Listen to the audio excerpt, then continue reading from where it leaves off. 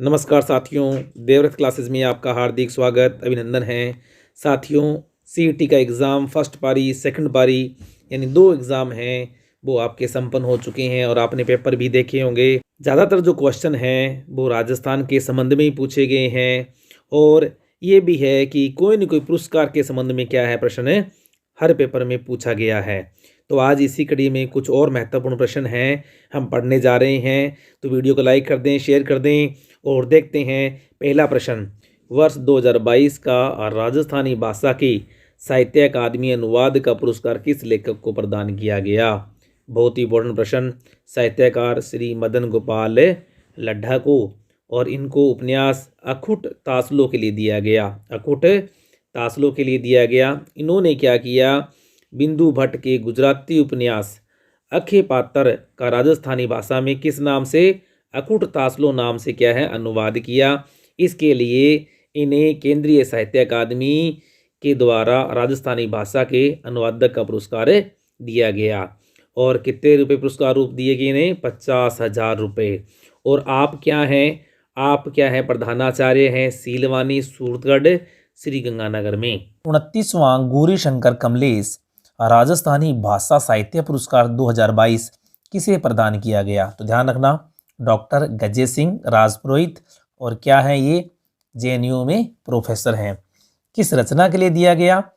राजस्थानी भाषारी सोरम के लिए। इनकी रचना है राजस्थानी भाषारी सोरम के लिए यह अवार्ड दिया गया। किस संस्था के द्वारा दिया गया? ज्ञान भारती संस्था है जोधपुर की, उसके द्वारा यह अवार्ड उन्हें दिया गया। और इस अवार्ड में कितनी राशि दी जाती है? ध्यान रखना, 11,000 रुपये की राशि इन्हें प्रदान की गई। अगला प्रश्न है, केंद्रीय साहित्य अकादमी द्वारा वर्ष 2022 का राजस्थानी भाषा अनुवाद का पुरस्कार किसे प्रदान किया गया? तो ध्यान रखना, किसे प्रदान किया गया? संजय पुरोहित। कहाँ के हैं ये? बीकानेर के। संजय पुरोहित कहाँ के हैं ये? बीकानेर के। इन्होंने क्या किया? रमा मेहता के एक रचना थी, इसका नाम था inside the Haveli. Inside the हवेली, इसका ट्रांसलेशन राजस्थानी में किया किस नाम से? हेली रे माए। हेली रे माए के लिए इनको क्या है? केंद्रीय साहित्य अकादमी द्वारा वर्ष 2022 का राजस्थानी भाषा अनुवादक का पुरस्कार प्रदान किया गया। ये देखो इनकी किताब है और किस नाम से? हेली रे माए के नाम से ये बुक है। अगला प्रश्न है, डॉक्टर नरसिंह राजपुरोहित राजस्थानी साहित्य प्रतिभा पुरस्कार, ध्यान रखना, प्रतिभा पुरस्कार 2022 किसे प्रदान किया गया? ध्यान रखना, प्रोफेसर जीएस राठौड़ को दिया गया। किसके लिए? इनकी कहानी संग्रह मोती चुगो के लिए यह अवार्ड इन्हें दिया गया। अगला प्रश्न है, राजस्थानी भाषा का साहित्य अकादमी युवा पुरस्कार 2022 किसे प्रदान किया गया? राजस्थानी भाषा का साहित्य अकादमी युवा पुरस्कार 2022 किसे प्रदान किया गया? ध्यान रखना, आशीष पुरोहित। किसे प्रदान किया गया? आशीष पुरोहित। कहाँ के निवासी हैं ये? नौहर हनुमानगढ़ के निवासी हैं। और किसके लिए? इनकी कविता संग्रह है क्या? उनान। कविता संग्रह उनान। अगला प्रश्न है, रबी फसल की बुआई के क्षेत्रफल में वर्ष 2021 की तुलना में 25 नवंबर 2022 तक, यानी इसको रिपोर्ट जारी हुई थी, कितने प्रतिशत वृद्धि हुई रबी की बुआई में? तो रबी की बुआई में कितने प्रतिशत वृद्धि हुई? प्रतिशत में पूछे तो 10.5%। अगर क्षेत्रफल की बात करें तो 2021 में कितना था इसका? 334.46 लाख हेक्टेयर। और अब कितना हो गया? 2022 में बढ़कर कितना हो गया? 358.59 लाख हेक्टर हो गया। यानी अगर सिर्फ वृद्धि की बात करें तो कितना बढ़ गया? 24.13 लाख हेक्टर है उसकी वृद्धि हो गई। अगर प्रतिशत में पूछे तो 10.5% पिछले वर्ष से ज़्यादा बुवाई हुई है। अगला प्रश्न है, ग्रामीण पर्यटन इकाई की स्थापना के लिए न्यूनतम कितनी भूमि का होना आवश्यक है? तो न्यूनतम कितनी भूमि होनी चाहिए? ध्यान रखना, 2 हेक्टर भूमि होना अनिवार्य है। राजस्थान की किस सक्रिय एक्टर्स को राजस्थान संगीत नाटक अकादमी ने सर्वोच्च फेलोशिप सम्मान से सम्मानित किया है? ध्यान रखना, वेरी इंपॉर्टेंट प्रश्न। इला अरुणा को, इला अरुणा को।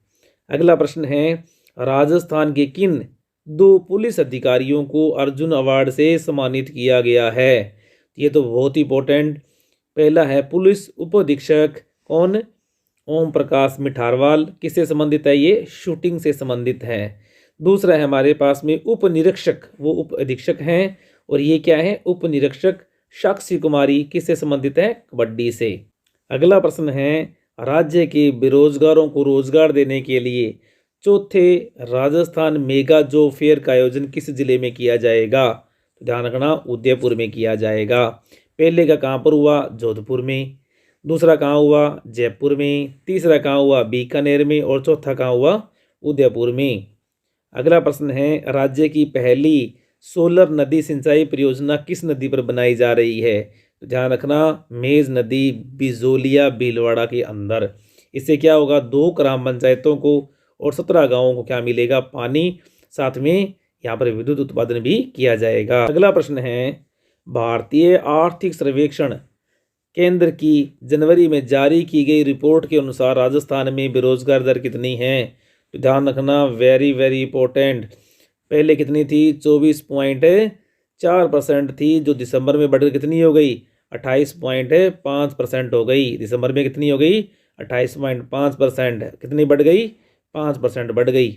अगला प्रश्न है, जैन समुदाय का तीर्थ स्थल जिसे कहते हैं समेध शिखर, जिसे हाल ही में पर्यटन स्थल घोषित किया गया था, ये किस राज्य में है? तो ध्यान रखना, श्री समेध जी शिखर गिरिडीह झारखंड में। और आपको पता है इस आदेश को क्या वापस ले लिया गया है, यानी पर्यटन क्षेत्र है उसको निरस्त कर दिया गया है। लेकिन क्वेश्चन आ सकता है, घोषित किया गया था। अगला प्रश्न है, राजस्थान जल क्षेत्र आजीविका सुधार परियोजना किस देश के सहयोग से संचालित की जा रही है? ध्यान रखना, जापान के सहयोग से।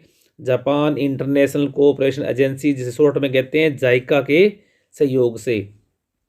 कितने जिलों में है? 27 जिलों में। कब आरंभ हुई? 2017 में आरंभ हुई। और कब तक चलेगी? मार्च 2025 तक कंप्लीट हो जाएगी। अगला प्रश्न है, राज्य सरकार द्वारा पहली हस्तशिल्प नीति, यानी राज्य की पहली हस्तशिल्प नीति कब जारी की गई? ध्यान रखना, 17 सितंबर 2022 को। अगला प्रश्न है, टीबी रोगियों को आर्थिक संबल और सामाजिक सहयोग प्रदान करने के लिए किस योजना की शुरुआत की गई? तो ध्यान रखना, राजस्थान निक्षय संबल योजना 16 मई 2022 को आरंभ की गई। अगला प्रश्न, राज्य की उत्कृष्ट खिलाड़ियों को राजीव गांधी खेल रत्न पुरस्कार देने की घोषणा मुख्यमंत्री अशोक गहलोत जी ने कब की? तो ध्यान रखना, 29 मई 2022 को। कितने रुपए दिए जाएंगे? 7.5 लाख रुपए दिए जाएंगे। इंदिरा गांधी शहरी रोजगार गारंटी योजना के बारे में भी क्या क्वेश्चन है? 2 प्रश्न पूछे गए हैं, जिसके बारे में एक बार थोड़ा सा और देख लेते हैं, क्योंकि 2 पेपर अभी बाकी है। हो सकता है कोई क्वेश्चन या कोई बात आपकी छूट गई हो, तो एक बार जरूर देख लेना। तो इंदिरा गांधी शहरी रोजगार योजना है, इसकी शुरुआत कब हुई? 9 सितंबर 2022 को। कहाँ से हुई? खानिया की बावड़ी, जयपुर से हुई। इतनी बात ध्यान रखना। इस योजना के तहत कौन 18 से लेकर 60 वर्ष तक की आयु वाले सदस्य काम पर भाग ले सकते हैं। इसी प्रकार से योजना के तहत प्रति वर्ष प्रति परिवार को कितने 100 दिन का रोजगार उपलब्ध करवाया जाएगा। और इस योजना के लिए कितना, इस वर्ष के लिए कितना 800 करोड़ रुपए का बजट का प्रावधान भी किया गया है। और इस योजना के तहत ध्यान रखना, अकुशल श्रमिक को 259 रुपये, कुशल को 283 रुपये और मेट को 271 रुपये दिए जाएंगे। ध्यान रखना, कब शुरुआत हुई इस योजना की? 9 सितंबर 2022 को। अगला प्रश्न है, राष्ट्रीय रक्षा MSME सम्मेलन और प्रदर्शनी का आयोजन राजस्थान के किस शहर में किया गया? तो ध्यान रखना, कोटा के अंदर किया गया। कहाँ पर? दशहरा मैदान, 12 से 13 सितंबर को किया गया।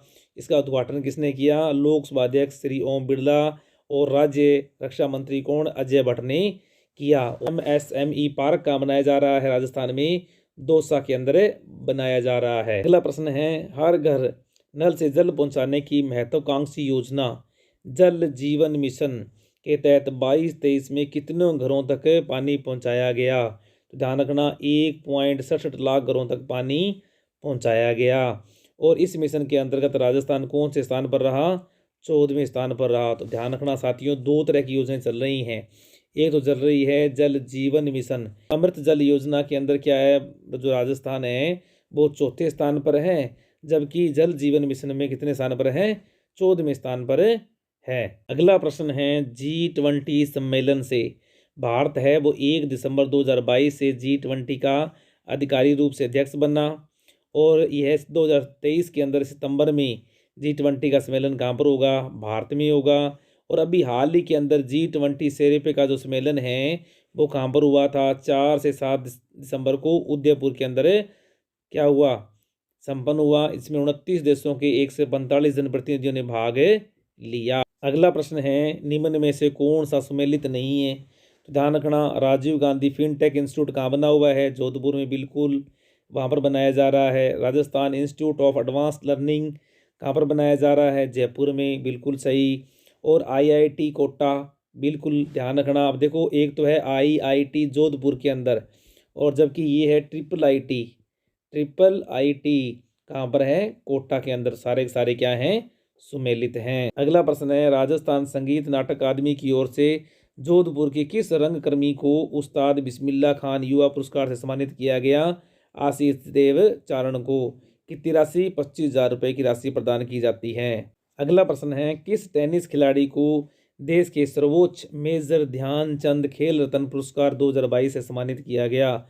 तो ध्यान रखना, शरत कमल अजंता को इस पुरस्कार से कितनी राशि दी जाती है, 25 लाख रुपए की राशि प्रदान की जाती है। अगला प्रश्न है किस भारतीय महिला तैराक को निक्षय मित्र और टीबी मुक्त भारतीय अभियान की राष्ट्रीय दूत बनाया गया है। दीपा मलिक को। ध्यान रखना, दीपा मलिक को। अगला प्रश्न है राजस्थान का अत्याधुनिक तारामंडल कहाँ बनाया जाएगा। ध्यान रखना, कहाँ पर बनाया जाएगा, कोटा के अंदर। अगला प्रश्न है RBI की नई मौद्रिक नीति कब जारी की गई, 7 दिसंबर को जारी की गई। अब इसमें क्या है, रेपो रेट को 5.90% से बढ़ाकर 6.25% कर दिया गया है। और रेपो रेट में कितनी, 5वीं बार लगातार वृद्धि की गई है। अब ध्यान रखना, वर्तमान में पूछ ले रेपो रेट कितनी है, तो ध्यान रखना 6.25% है, सीधा प्रश्न पूछा जा सकता है। और 2022-23 में जो भारत की GDP है उसका अनुमान कितना है, 6.8% कर दिया गया है। अगला प्रश्न है DG यात्रा योजना कब शुरू हुई, 1 दिसंबर 2022 को शुरू की गई। किसने, केंद्रीय उड्डयन मंत्री ज्योतिरादित्य सिंधिया ने इसको शुरू किया।